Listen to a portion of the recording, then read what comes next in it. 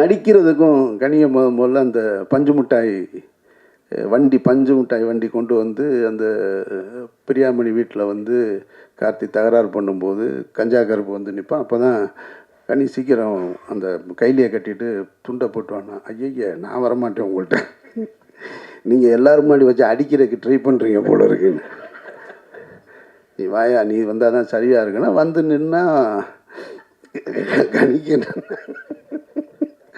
கஞ்சா கருப்பை தள்ளி விட்டு.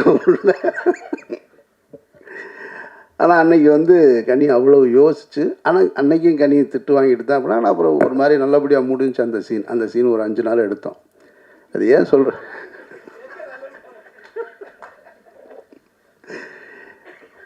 நான் யோசிச்சு பார்க்குறேன், அந்த கனியாக இன்னைக்கு எல்லா இண்டஸ்ட்ரியிலையும் மிகச்சிறந்த நடிகராக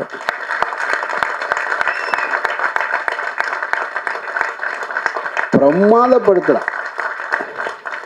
எனக்கு ஆரம்பகால படங்கள் பார்க்கும்போது சுப்பிரமணியபுரம் பிடிச்சிருந்தது. ஈசன் பார்க்கும்போது ஈசன் எனக்கு ஒன்றும் பெருசாக என்னை இம்ப்ரெஸ் பண்ணலை. அதாவது கனியுடைய நடிப்பு இப்படி நெஞ்சு அப்படி நிமித்தி இப்படி ஒரு போலீஸ்காரனா வேணும்னு, ஏன்டா நெஞ்சை நிமித்தியே நிற்கிற போலீஸ்காரன்னா, அதெல்லாம் சிவாஜி சார் காலத்தில் முடிஞ்சிருச்சு, நீங்கள் என்ன கொஞ்சமாக இறக்குங்க கீழே சொல்கிற அப்படின்னு.